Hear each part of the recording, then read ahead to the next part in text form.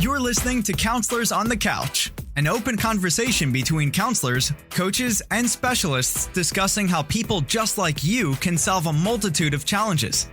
Counselors on the Couch is hosted by Dr. Chuck Carrington. We invite you now to join us on the couch to listen in as Dr. Chuck and his specialist guests and experts candidly share insider information on how they help solve the problems that drive people into counseling.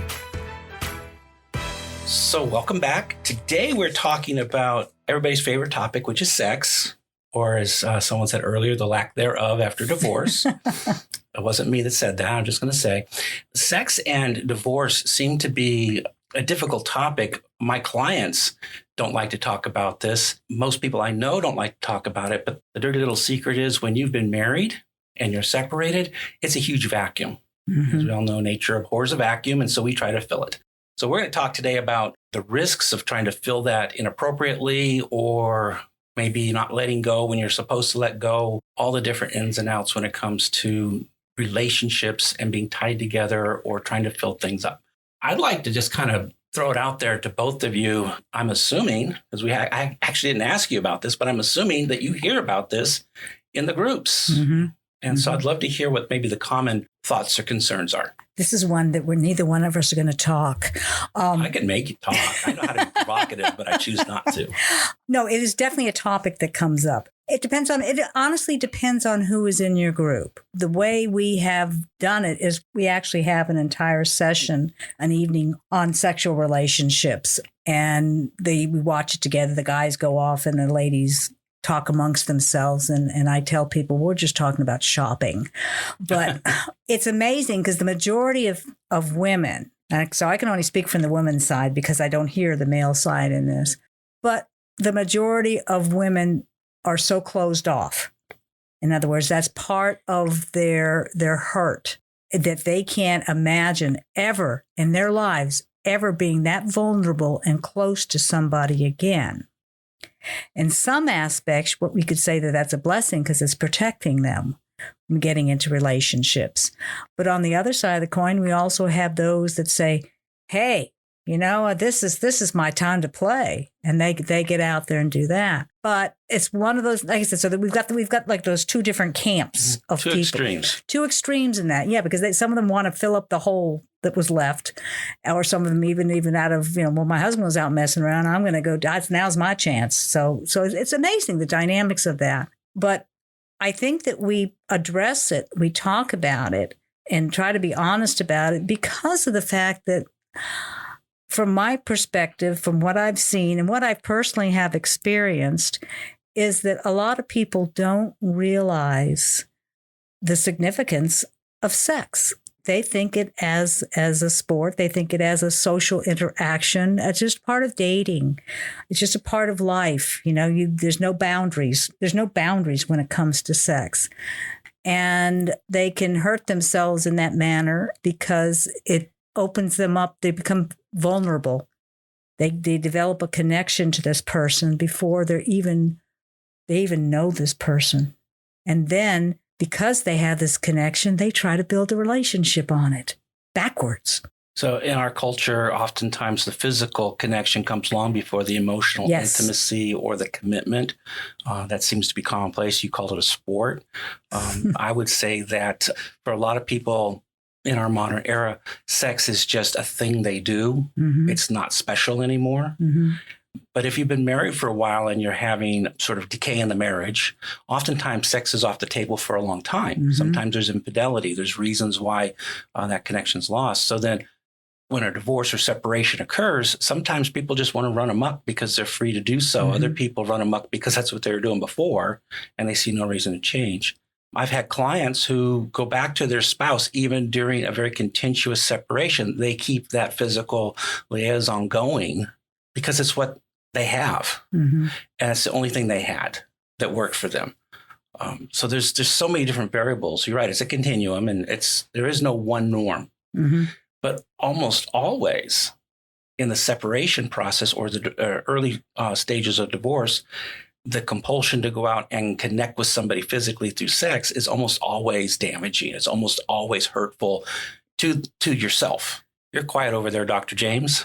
Well, I'm just sitting here thinking, It's just another dimension of the loss associated with divorce.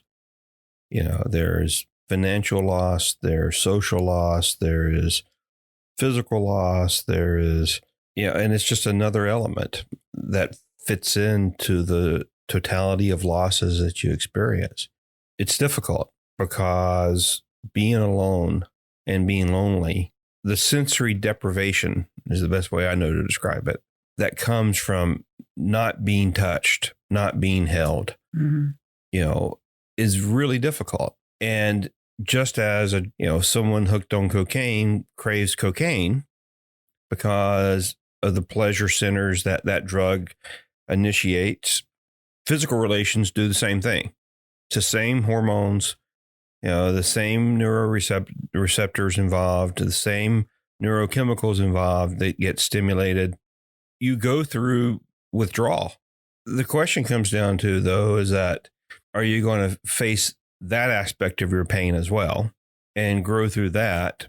Or are you going to maintain the same selfishness that probably led to the divorce to begin with and continue to propagate that selfishness where you're doing what you want to do because that's what you want to do without regards to any other person involved? From my perspective, there's a big difference between the way men perceive it and women perceive it. Men experience it and women experience it. That is just the way it is. That's just my perspective. And so the majority of women, when they talk about it, they're saying, oh my God, no, I can't stand the thought of that. Because a lot of the women that I've come across is that when a marriage is falling apart, whether it be through infidelity or something like that, once trust is broken, because I think for women, trust is a huge thing when it comes to being intimate. So once trust is broken, they pull away from that aspect of their lives and they don't want to even open that aspect of their lives. So we have a term in counseling, we call it betrayal trauma. Yes. Betrayal trauma covers a lot of different issues. Basically, in its most basic form, it is when the relationship or the person in the relationship that we hold most dear does something that is a violation of the trust or violation of how we perceive the relationship. It is a deep level of betrayal, and it triggers a trauma that is unlike any other trauma. For most women, the physical connection in a relationship is it's an act of giving yourself over to a vulnerability that most men don't understand. And so you have to make yourself very vulnerable in order to trust that this person who you are having sex with is not going to harm you. And women don't look at sex as the primary or the end result. They look at it as a component of intimacy that includes trust and mutual understanding and valuing one another. Men hopefully learn to evolve to a higher order of understanding sex, but from the most base level, men see sex as an act. They don't connect it with intimacy of all the other personal things. The act is the intimacy. So guys will say having sex will make them fall in love. And women say having sex is an outcome of having already fallen in love. And the researchers have actually backed this up to a certain degree because of the way our brain chemistry works. We get those neurotransmitters dumped into us differently, men and women. So you're right. Women look at this as a vulnerable place of trust and understanding, and men look at it more from the act or the conquest. So it is from that basic level very different. How it works out in a divorce, though, sometimes comes out the same because both parties feel lonely. And like James was saying, not to be held or to be touched is not normal for people. We are not designed to be just little islands in the middle of the ocean. We're designed to be social. Well, and that's true. I mean, there was a lot of research that was done back in the 70s and 80s in orphanages, particularly in Soviet bloc countries, where they had orphanages that had young infants, and they changed their diapers and they fed them, and they made sure that all their physical needs were met. But the rest of the time, they just spent in a crib. And what they found was that all of these infants, several of them died, and most all of them had failure to thrive because as human beings, we're designed to be in relationship, and we're designed to be touched, and we're designed to be held, and we're designed to be shown affection in a physical format. It doesn't necessarily mean intercourse, but to have some level of physical interaction with people. And, and without that, at least as an infant, it can be terminal. I think the hardest thing that most people have experienced through all this COVID stuff that's been going on is a lack of physical touch. I can't tell you how many people that, in volunteering and rescue, when I just try to get them out of the bed to the stretcher, I had a 95-year-old woman that I picked up the other day, and I had her hug me to move her from the chair to the stretcher. And she's like, do you know how long it's been since somebody has hugged me? So it's an innate need that human beings have. And I think that the impact of divorce is, sure, fine, we can talk about intercourse, but it's much broader than that. And it's much deeper than that. It's holding someone's hand. It's, giving someone a hug. It's putting your arm around somebody. That's gone. That's gone. And that leaves a huge, huge void. Just to have somebody give you a warm, meaningful hug that signals that they care about you. There were days when that would have been worth everything. So when you think about that we're designed to be held, we're designed to be loved, we're designed to touch and be touched, it makes sense then that in the trauma of divorce, people are going to seek that out. And they're going to seek it out possibly in an unhealthy way or a desperate way. We also see that, though, pre-divorce. We see people cling to each other when they are not psychologically healthy for one another or socially healthy for one another, but yet they cling together because they're afraid to be alone. This fear of being alone is real, either pre or post-divorce. A lot of people get married because they don't want to be alone, or because the touch means so much to them that they just won't let that go. So we get these codependent relationships, or we get these dysfunctional relationships. So I guess it would make sense that if you're in a marriage and you're enduring it and it's unhealthy because you don't want to be alone, which is usually the reason most people don't want a divorce. Who wants to get a divorce? Very few people, even when they've been wounded, want a divorce. Then coming out of the divorce, the thing that you were hanging on to the marriage for in the first place is still going to be paramount. I think that's important to understand. Well, think about it. So I forget who wrote the book, you probably know, but this whole concept of love languages, which is time and gifts. And there's another one that I can't remember, but one of them is physical touch. And so imagine being someone who shows love and receives love through physical touch. And I'm just talking about holding someone's hand or a hug or something like that. And now that's all ripped away.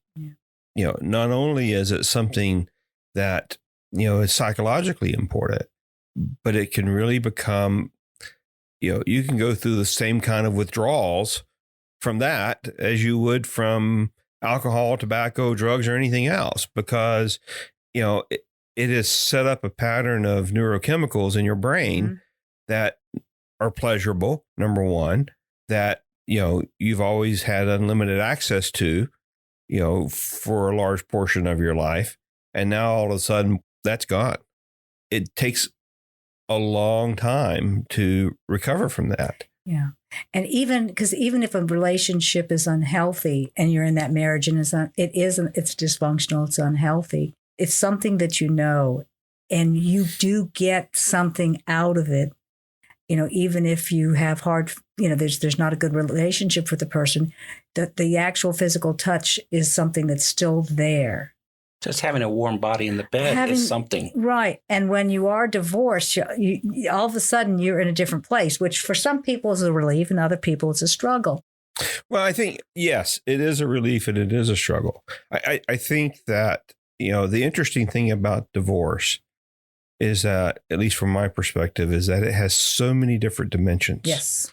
That, on one hand, once you feel safe, once you feel that the storm has passed, once the wind has quit blowing, only then can you really begin to recognize all the losses that you've had. Right.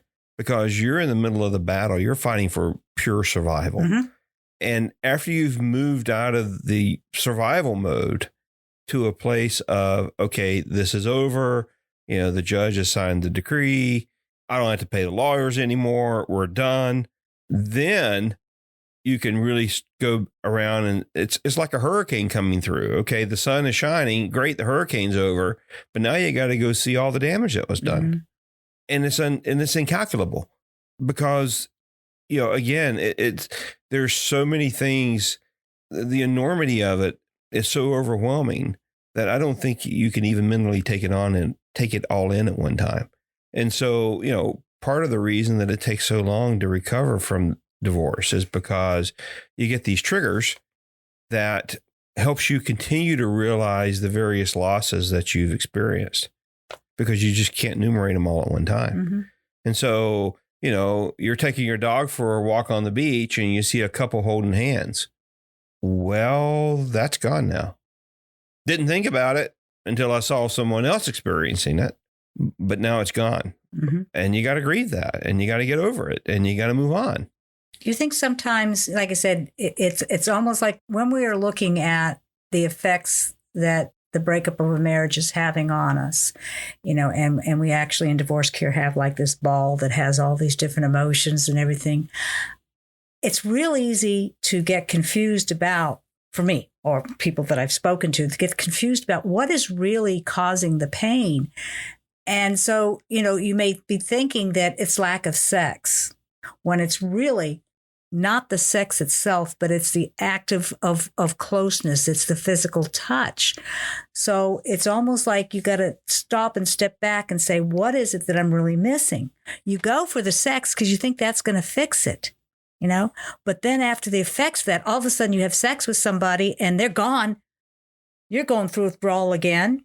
You've got another loss again, because that person that you've been intimate with, which requires vulnerability, has just, you're once again have that ripped away from you. So sometimes it's like, you know, and people don't think when they're in pain, they're not sitting there thinking, okay, let me see what is causing this pain. Let me work through this process.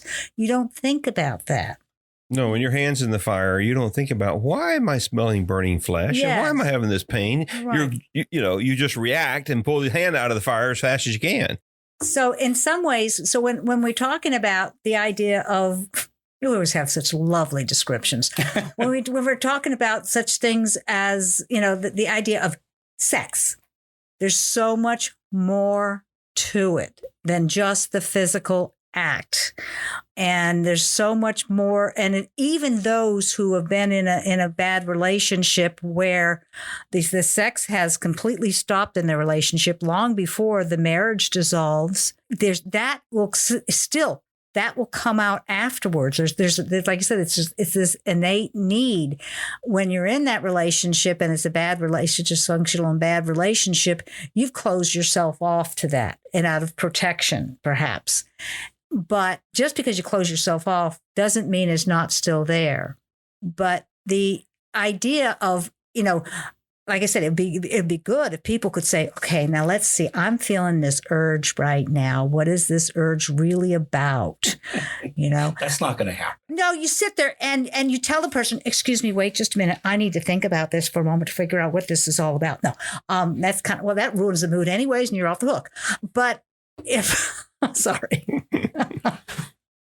Well, these should be entertaining so people will continue to listen. So. But no, it's like, you know, I really just think that people, as human beings, we're drawn to something that we think is going to make us feel better. You know, be it sometimes it's a drug, sometimes it's alcohol, and sometimes it's sex. We're drawn towards that. But unless we come to know ourselves and understand ourselves and understand what our needs really are, we're just covering it up with something that's not going to fix the problem. And if anything, it's going to add to the problem. Well, human beings are easily fooled. And a lot of times we can't tell the difference between real and imitation. And I've known people who are going through a divorce and their friends who have never been through a divorce saying, well, you know, you got to hurry up and get back on that horse and get back in the saddle. they're going through this pain of physical loss. But the physical loss, more than anything, is the symptom of emotional intimacy. And so what they'll do is that they'll go out and find someone in a bar and, spend the night with them. And what they tell me is that act in and of itself amplifies the emptiness, amplifies the loneliness, amplifies the pain. It is nothing more than a giant loudspeaker reminder of what the loss is. When they experience the endorphin rush of sex, it reestablishes the addiction that we all have to intimacy. But then in the absence of it, it's louder. It's more painful because you are reminded that you don't have this anymore. It's a panacea that a lot of people think is going to make them feel better. And it makes them feel worse. Yeah. And I mean, and drugs are the same thing. People are in pain, so they go do heroin, they go do cocaine or whatever. It's a temporary relief of the pain, but it amplifies the pain after the drug is worn off. And sex addiction is as much of an addiction as any other kind, because, what you're really talking about is the altering of neurochemicals in the brain. If we use that, because that's absolutely true, James. If we use that as a basis of understanding, like any other drug or any other addiction, it makes the person who is yearning for that fix very vulnerable to making extremely poor judgment decisions in the moment, judgment errors. It makes them vulnerable to acting to get the fix rather than acting on their own best interest, their own behalf. So you meet someone in that bar and, everyone knows when you get flirted with, it feels good. Even at my age, sometimes it happens and it feels good. Okay. And so we enjoy it. And that little surge is enough to make you want more. It kindles the addiction. One of the things, and I can't remember what time of the year that they do this, but I know that, in the Catholic Church, they have you repeat something. And one of them is, do you reject Satan and all of his empty promises? Now that's baptism. Okay. That's what it is. Okay. And that's what this is.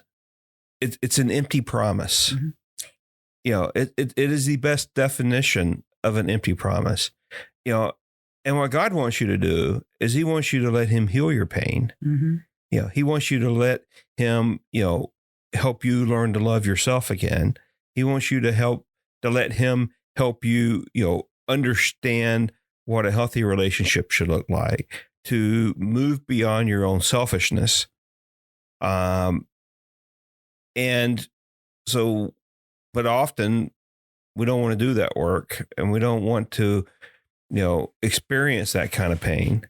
And so we go after these empty promises, which do nothing more except add to the pain and make the hole even deeper that you got to eventually, if you're going to be healthy, dig out of. So rather than allow this human need for connection and contact, this addictive chemical reaction that we have, rather than allow it to propel people into making more mistakes, what kind of advice would you offer someone who is going through separation and they're starting to feel this? How might they understand and move in a direction that'll be healthy without putting them into a place of such vulnerability that they're just going to amplify or repeat their hurt? In some ways, life is very simple, and in that what you're exposed to or what you expose yourself to determines what you think. What you think determines your emotions. Your emotions determine your decisions. Your decisions determine your actions. Your actions determine your habits. Your habits determine your character, and your character determines your life. So if you back all the way up to an action, nobody wakes up one morning and goes, how did I get in this bed?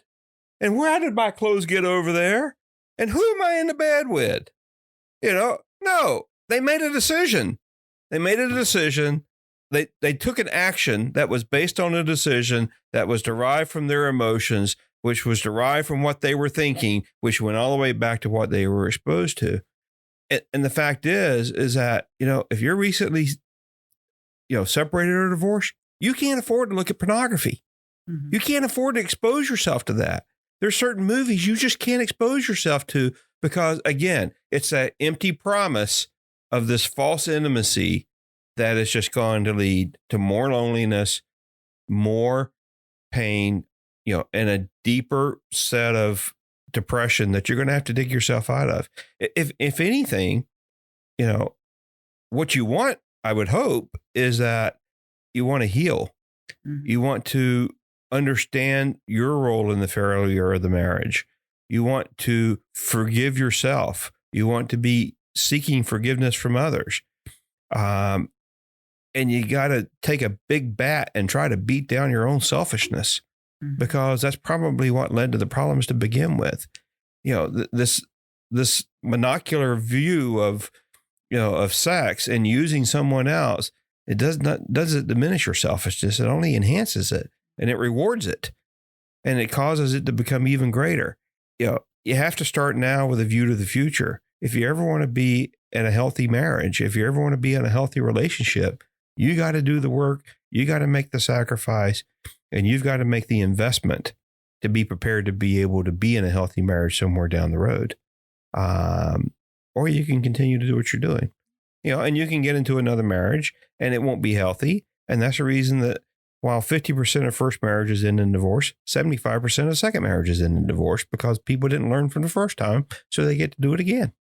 If you think about what do you expose yourself to beginning of all of this behavioral change, it's coincidental. I just printed up 20 copies of that, put it out in the hallway today. It's funny you brought that up.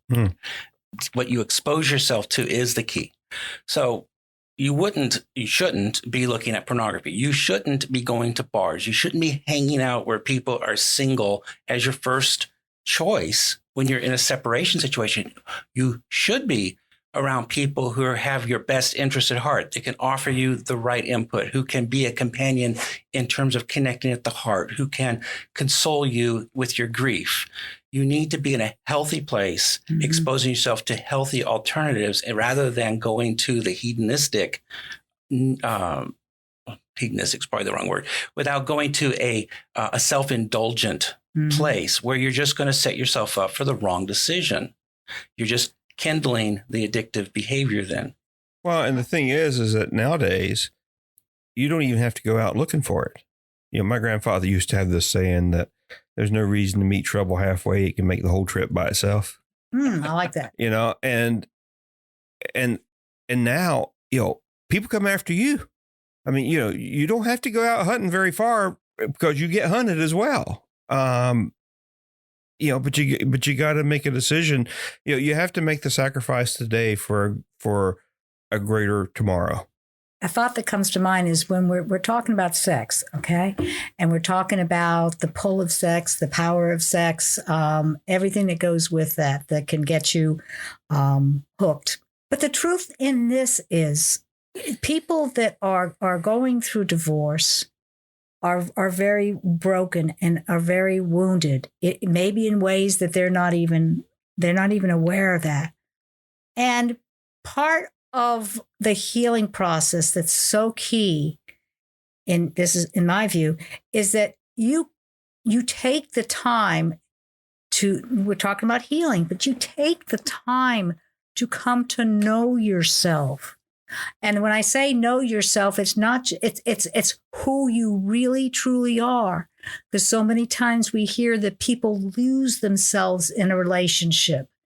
And when you are having these urges for connection, you're not so much sex as connection. And so you're pulled into that direction of that. But with the more self-awareness that you have, you can sit there and say, I'm really feeling this right now.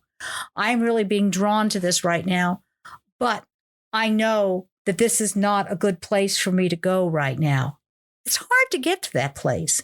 And that's part of why that it is so important when you're going through divorce that you do in some way get involved in a community of some sort, in a group of some sort, where it's a safe place for you to go, and you're going to receive healthy connections, from people, because maybe you've never had a healthy connection before.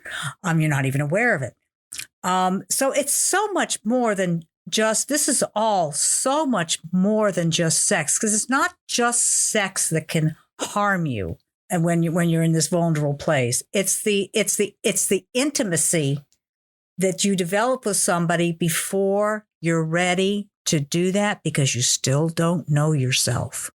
When I was a teenager, my father used to say, he never explained, remember when you were a kid, they say, don't take candy from strangers. You don't tell the kid why. Okay. I don't know why we aren't a little bit more specific to kids. My dad used to say, do not, if you're out on a date, get in the backseat of a car with a girl. That's all he would say. So it's like this forbidden thing. I don't know why, but that's what he would say. When I was a kid, I didn't understand why. My mom would say, if you want to go out, first you should start dating in groups. It's safer. Mm-hmm. Again, they didn't say what safe meant. Okay, now I'm 100 years old now, I understand. You get in the backseat of a car with a girl and you're not emotionally prepared. And I'm talking from the boy's point of view now. You're not really emotionally prepared for the hormone surges and all mm-hmm. these endorphins that dump in your brain. And pretty soon, all the barriers go down. We have a switch in our brain that turns off the cognition and lets us go animal. Mm-hmm. Not animal as in aggressive, just animal is in instinct. And once that switch gets thrown, it's really hard to go back. And so the intimacy, the alone time, the opportunity suddenly becomes an opportunity to get pregnant. Mm-hmm. And so the same thing with the intimacy versus groups. Mom would say, date in groups. It's safer. And I understand that now because I tell my kids the same thing, but I tell them why. So you're not going to get intimately compromised when you're with other people. You can let your intimacy grow in a natural way when you are not alone mm-hmm. with that person. So you're saying the same thing, Kathy. It's when you are coming out of a divorce or you're in a separation, you're better off to be in group settings with healthy people so that real intimacy can develop where it's safe and you're not risking compromise, because maybe your goal isn't sex. Maybe it's just closeness. Mm-hmm. Maybe it's just having someone to listen to you. That's what grief, that's what people who are going through grief require, is someone to intimately understand their pain. But you get in the back seat, metaphorically, with someone who understands your pain. And before you know it, it could be sex. And if you're not careful, there are people out there who will guide you there. Mm-hmm. Mm-hmm. Staying out of bars is a good thing.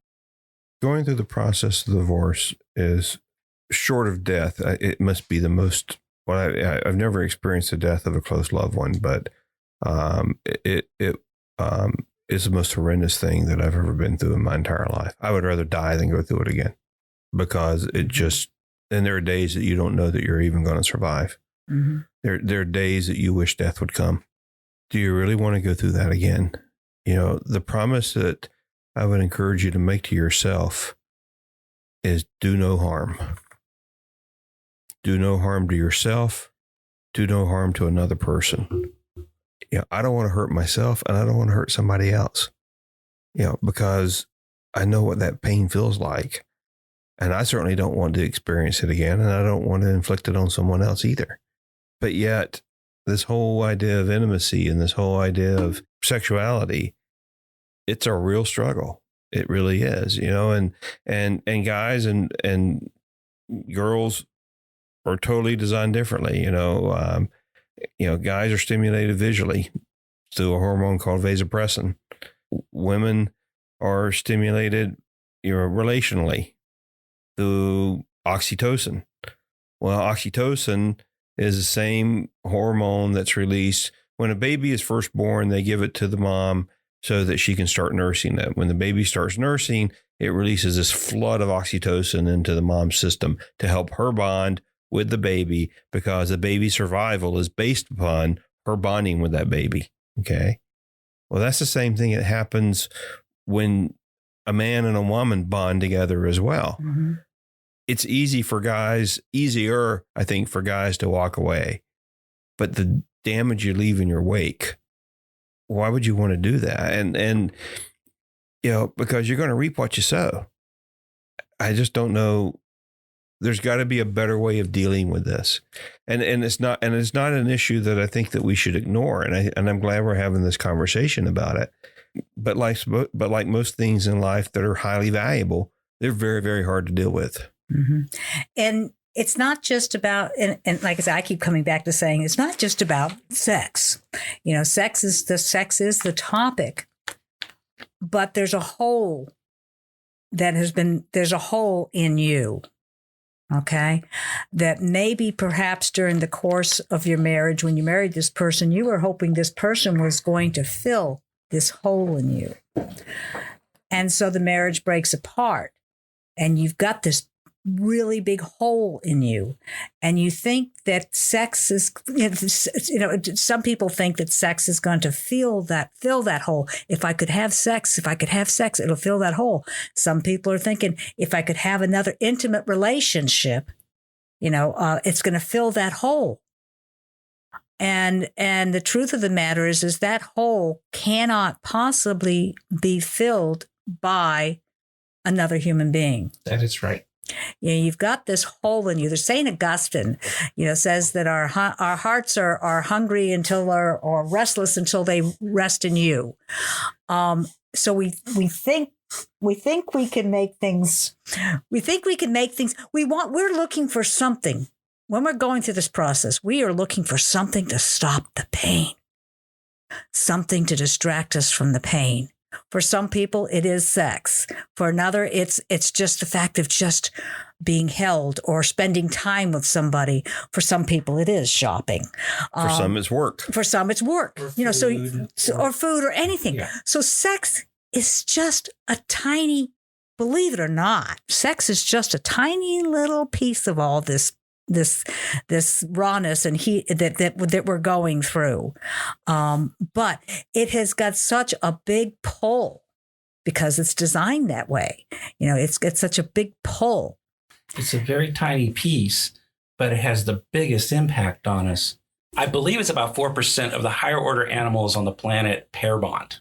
It's very, very rare for animals to pair bond. And pair bonding is instinctive. Human beings pair bond. We are driven to pair off with someone for life. That is our instinct.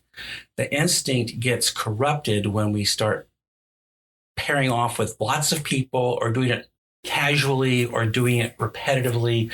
It actually disrupts that. But the basic drive of pair bonding is still there. We want to be connected to somebody. Mm-hmm. And so, like all the other factors that you mentioned, Kathy, the sex is just one, but it is so powerful because it goes to our basic need to be connected.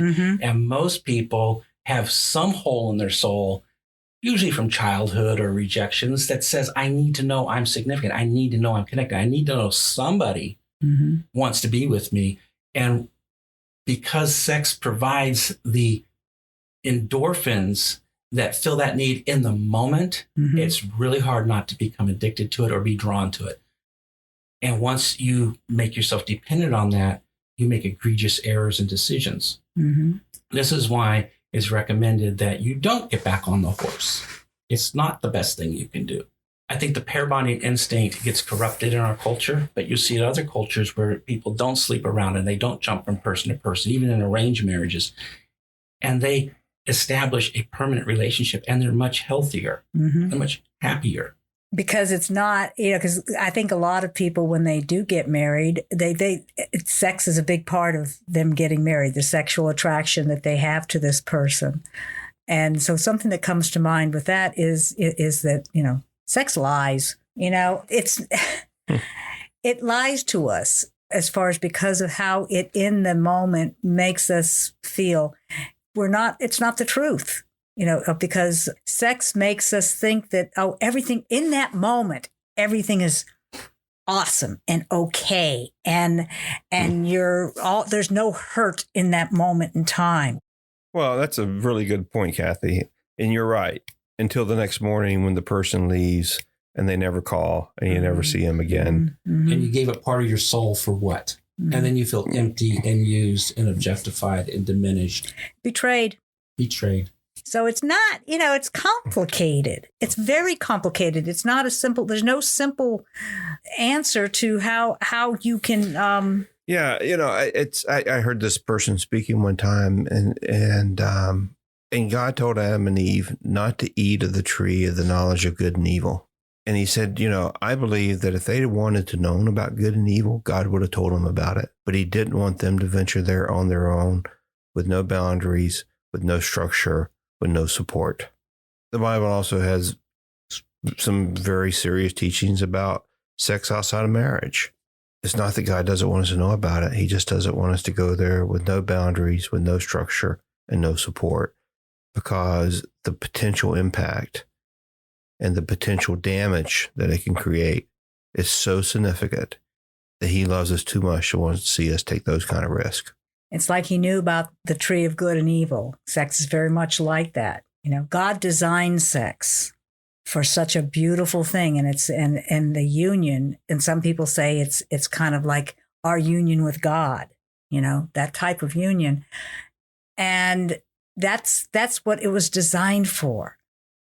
But Satan, society, and all that has said, "Oh no, you don't understand. It's not bad. It's good for you. Try it. You'll like it." And people believe that. And we think we're supposed to believe that. And then we're confused because of the effect that it has had on us. Some people, when they get to that point where they're confused, they stuff that down because they can't bear. They're in enough pain from the breakup of their marriage. They can't bear any more pain. So they stuff that down and they lie to themselves. So once again, there's the lie aspect. So, as far as being able to see what is true. And also one thing a word that came up when we've been talking is boundaries. Boundaries are so important when it comes to ourselves and venturing into a new relationship with somebody. And I'm not just talking about sex here. It's anything. It's the boundaries that we set for ourselves. And the boundaries that we set for ourselves are to protect us. And then it's a matter, we need to know the truth. We need to know the truth about what is truly going to move us down that road to becoming healthy and whole. We're never perfect, but healthy and whole as far as before we even consider bringing another person into our mess. Well, I think that's really the point. I'm divorced. I took a test that lasted 36 years and I failed it. It's just a fact. Made a lot of mistakes, had equal contribution to the failure of the marriage. And I own all that. I would like to think that someday that I'll have an opportunity to take that test again. Maybe I will, maybe I won't. Only God knows and time will tell. But in the meantime, I need to learn as much as I can. I need to learn to heal as much as I can. I need to become as whole as I can, because I certainly wasn't healthy and whole and healed when I entered into the first marriage. If I ever enter into a second one, the greatest probability that I have and possibility that I have of the second one not ending up like the first one is that I got to change. I got to grow. I got to heal. The complications associated with single sexuality will prevent me from being able to do that. Mm-hmm. I got to love myself enough. There's a saying that I know that they tell teenagers, true love waits. Truly love yourself enough to wait. One of the things we talk about is also relational blindness, in the sense that, and that goes back to the bonding and stuff like that, is it clouds the issue. It clouds your judgment as far as the other person goes. The infatuation stage. I think that we all know that the infatuation stage it's what gets us together in the first place, but the infatuation stage is not the thing upon which a relationship can be built. And when sex is involved, a lot of times it's because of infatuation. You don't know this person, you don't know yourself, but you're drawn into this. Sternberg wrote a model that if anybody wants to Google it, just Google Sternberg triangle and love. Sternberg wrote a model exactly on what you're talking about. Infatuation is the passion part where you're actually infatuated with what you think the person is about or what you see in them or what you project onto them. In the dictionary, it talks about immature or silly kind of love, but that's not really what it is. It's the uninformed part of love. Infatuation goes to passion. And passion is one of the three legs of the stool of a consummate love. But the other two legs have to come into play too. One of them is friendliness, which is the companionative part. The other is commitment, which is it's self-sacrificing. It's also supportive and it's also planned. So you have to have the passion tempered by the companionate love and tempered by the commitment in order to have a long-lasting relationship. Infatuation is the least important of the process, and it's usually the first step of the process. You got me thinking as you're talking. I jotted down a note. Teenagers, if you have a 13 or 14-year-old child, boy or girl, doesn't matter, you're going to, as a parent, naturally want to protect them from harm. And so you're going to teach them not about necessarily sex the way an adult would see it, but you teach them about the risk of sex because they're not worried about the mechanics of sex. The parents are worried about the risk. A child having sex can come to great harm. They can become pregnant. They can get a disease. They can have their heart broken. They can be taken advantage of and traumatized. So we teach them that you shouldn't be doing this because we know that they are not ready. They're not fully informed. They're not really competent to understand the risk that they're about to undertake because they don't know themselves yet. And the same advice should hold true for those who are coming out of a relationship. Until you know yourself, James talked about loving self. That comes with self-acceptance, knowing where your flaws are, knowing where your weaknesses are, knowing where your priorities lie. Until you know yourself well, you can't really assess the risk of joining with another person just to satisfy that infatuous desire to be with someone who you're projecting happiness onto. You don't really know them. You don't really know you. So you have to know yourself before you expose yourself. And I think that's really important. I think that's kind of the gist of what we've been talking around. Yeah, I don't know anybody, and I'm sure there's always exceptions to every rule, but I don't know anyone who would not find, a movie of an old couple, at the end of life, sitting on a park bench, holding hands, being compassionate and kind with each other. I don't know anybody who wouldn't find that to be romantic. Okay. The question is that still an opportunity for you? Is that still a dream that you have to not to die alone and to not to spend the rest of your life alone? In order to do that, you're going to have to bond with someone at some point. And I've always kind of viewed sex outside of marriage is sort of like a piece of tape. Tape is sticky. It bonds to stuff. But if you put a piece of tape on something and you peel it off and you put it on another piece of something and you peel it off and then you put it on another surface and you peel it off, eventually the tape's lost all of its stickiness. It has no ability to bond anymore.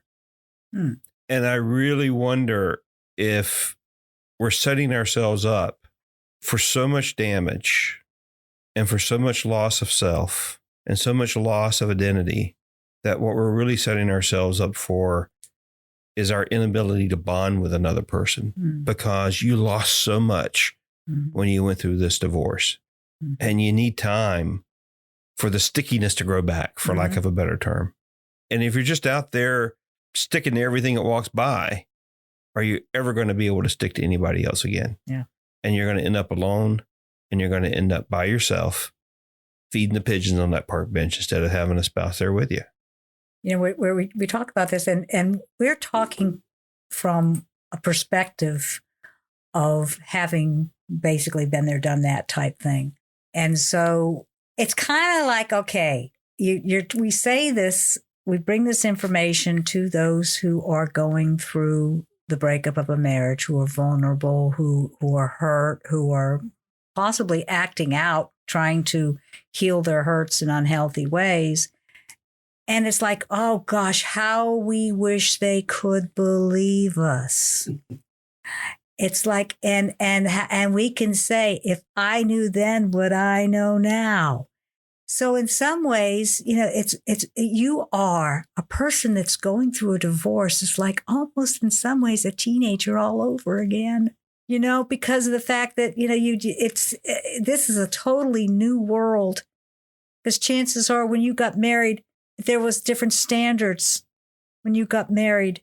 As far as people, about sex and all that. And even though there was the sexual revolution and everything, it's completely different today. And, if I had, one of the wishes I would have is say to people is, please, you don't know us. This is true. But we're speaking from a place of where not only where we have been, but we have actually seen other people go. We've witnessed the pain, but we've also witnessed the healing of those who chose to honor themselves in this, get to know themselves in this, trust God in this. We have witnessed that. So it's not just a matter of somebody, this is not book knowledge. This is experiences that we have had with other people. And if there's one wish that I would have for people that are going through this, oh gosh, you talk about physical touch. We just want to hug them. We just want to hold them and let them know, you are in such pain right now, but you are not alone. And you will be healed, if you take the time to do the work that you have to do, and you take the time to learn from others who have gone before you. And you don't try to do this alone. You reach out. And that's why we've been involved in this ministry. I've been involved in this ministry for 17 years, is because of the fact that, wow, how I wish I had something like this. When I was going through this, there was nothing that I was aware of. I had to go through it alone. That's one of the tragic parts of divorce, is because most of your friends are couple friends. Yes. And you have associations that you establish as a couple. You do very much become alone. Mm-hmm. You said something a moment ago, though, Kathy. You said acting out. And we think about teenagers acting mm-hmm. out, but we act out as an adult. And when I try to explain to parents and to adults, clients, what acting out means, when we have a feeling that we don't know how to express or how to deal with it, it comes out in our behavior. Mm-hmm. Acting out means we're acting the feelings that we have yet to process and comprehend, and we are not able to bring to our cognitive. Mm-hmm. So we do it behaviorally. If you're in a lot of pain post-separation or post-divorce, or even moving up to separation, that pain, if you can't understand it, if you cannot deal with it, you're going to act it out. That's what grief is. But it also can be getting back on the horse. Yeah. To use, I think it was James's metaphor. So final thoughts. I think you just gave us a great final thought, Kathy, but final thoughts, James? Yeah, I was sitting here and I was thinking, there's a scripture in Proverbs, it's Proverbs 6:27. It says, can a man scoop a flame of fire into his lap and not have his clothes catch on fire? Imagine that you took a whole bunch of burning embers and put them into your lap. Your clothes are going to get burned and you're going to experience a lot of pain. Haven't you already gone through enough pain? Mm-hmm. Look, at the end of the day, God has lots of grace. God has lots of mercy. God is forgiving. So take all the morality stuff off to the side. This is going to hurt you. You're going to get burned. You've been burned already by going through this divorce process. Don't go out and burn yourself again. Mm-hmm. And also it's like people have heard the comment about it's like putting a Band-Aid on a wound. That wound is there. Having sex, having an intimate relationship with another person before you're ready is a Band-Aid over your wound. and the wound is still there, and the wound is not healing. And then if something happens, that Band-Aid is painfully ripped off that wound, and that wound is, in addition to that, it's taking some extra skin with it. I thought I'd use some of your kind of descriptions, and so therefore you've this wound that you had is even bigger than it was before. So glad you used the meat grinder. Yes. Well, I think we have scared everybody well enough. No, I think that the point is, this is a painful emotional experience. We all need to be healed before we move on. Mm-hmm. If you move on before you're healed, you're not really moving on. You're just going to move in deeper to your pain. Exactly. So why do it? I like the burning embers example. I will steal that and use it probably later today in counseling. Well, it came from Solomon, so it's not mine. Well, James or Solomon, they're both the wise guys, right? All right. Thank you very much. I don't know what next week's topic is off the top of my head because I forgot. It's going to be a surprise. But we have come to the end of the section where we're talking about all this depressing stuff and the trauma and the need for healing. And our Part 3 of our process is going to be talking about moving forward and managing some of this. Yeah. And is there something else I'd like to add too? Is the You're fact not allowed. that, oh, darn. No, is the idea we're talking about sex is bad, not bad, but as far as all the negativity of it, the truth of it is if you go through this healing process and you truly do heal and become whole again, and you do meet that person with whom you can have another a relationship, and there's sex involved there, it's where it's supposed to be, and you'll be so glad that you waited. Sex should be the capstone of the relationship, right, not the precursor to it. Correct. And when it is, it's awesome. Mm-hmm. That's why everybody wants to have it. And that's the truth. Counselors on the Couch is brought to you by Virginia Beach Christian Counseling, specialists in family counseling, grief, trauma, and loss. Find us at www.virginiabeachchristiancounseling.com. Counselors on the Couch is produced and directed by John Bell, executive producer Dr. Chuck Carrington, with original music score and mastering by John Tyler Music. The opinions expressed here are of the host and the individual guests and are not necessarily the opinion of Virginia Beach Christian Counseling. If you would like to make a comment or would like to ask to be a guest, please go to counselorsonthecouch.com.